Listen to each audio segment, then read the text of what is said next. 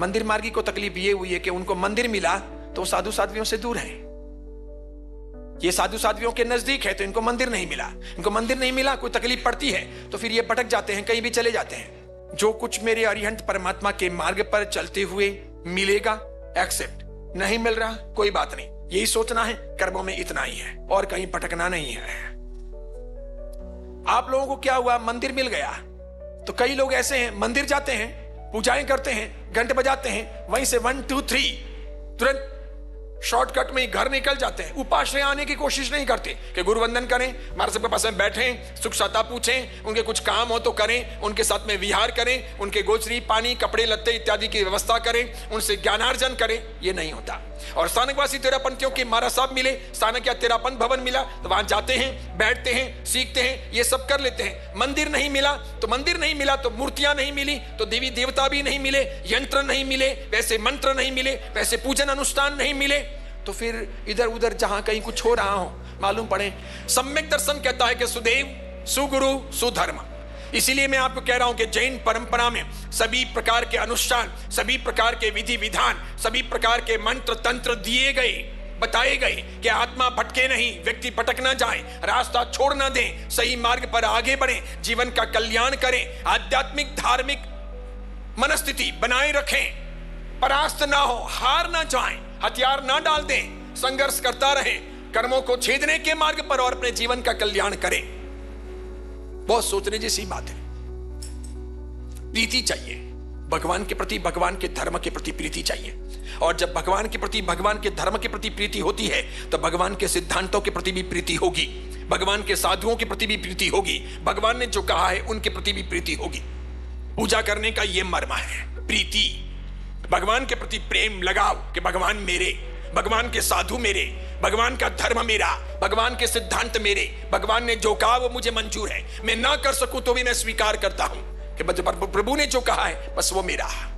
भवो भव मुझे प्रभु मिले, अरिहंत प्रभु मिले, उनकी सेवा मिले, उनके साधु साध्वी मिले। और कुछ अर्थों में तो भगवान से भी महत्वपूर्ण होते हैं साधु साध्वी।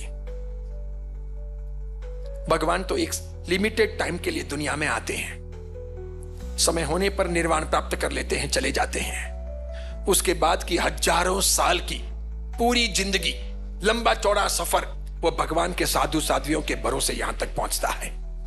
महावीर भगवान को गए हुए 2500 साल हो गए। 2500 साल तक जिन शासन यहां तक पहुंचा है तो वो साधु साध्वियों की बदौलत पहुंचा है, वो ज्ञान और सम्यक दर्शन के आधार पर पहुंचा है। इसलिए साधु साध्वी की भक्ति अपने यहां बहुत बड़ी कमी हो गई है। एरी गेरी बातों के लिए नहीं, ये करो न वो करो न, इनको मानो न इनको न मानो न, ऐसे नहीं, सब समझदारी पूर्वक ज्ञान के परिप्रेक्ष्य में। और वो हो तो ये हम कुछ सीखेंगे, हम समझेंगे, हमको पता चलेगा कि मेरे जीवन का कल्याण कैसे होगा। भावना बहुत महत्वपूर्ण है।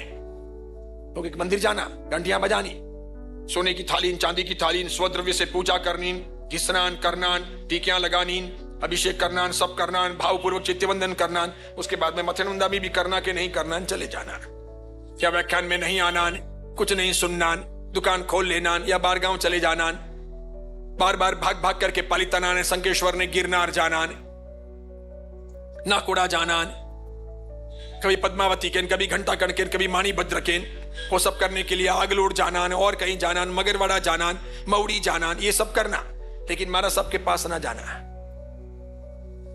और मैं आपको कहूं कि कितनी भी जगह पर चले जाओ, जब तक साधु साध्वी जी भगवंतों का गहरा संपर्क नहीं होगा तब तक जीवन का परिवर्तन नहीं होगा। तीर्थंकर तो कान पकड़ते नहीं, कोई आदिनाथ, पार्श्वनाथ, नेमिनाथ कुछ कहेंगे नहीं, सबक सिखाएंगे नहीं, बोलेंगे नहीं, डांटेंगे नहीं, उसके बिना आप सुधरोगे नहीं। तो आपका तो कोई कान पकड़ने वाला चाहिए, हंटर लेकर के बोलने वाला चाहिए। चोटी बाजे चमचम ने विद्या आवे गम गम, यूं खाली बातें नहीं हो सकती। रियल में ये परिवर्तन जो नहीं हो रहा वो इसके लिए नहीं हो रहा। स्वभाव कब बदलेगा, खान पान कब बदलेगा, विचार कब बदलेंगे, व्यवहार कब बदलेगा, जीवन कब बदलेगा, पूछो ना अपने आप से कब बदलेगा। और एक बात और समझ लो कि आपको जो पसंद है वैसे साधु मिलने मुश्किल है।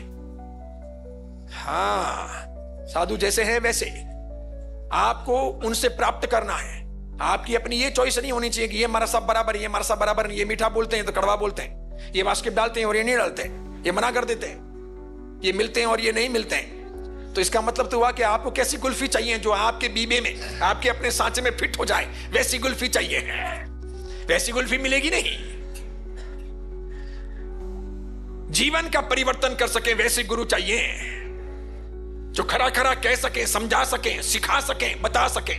और कभी भी किसी गुरु के पास में जाओ, सबसे पहले सीखने की कोशिश करने की, उनके आशीर्वाद ही काफी है।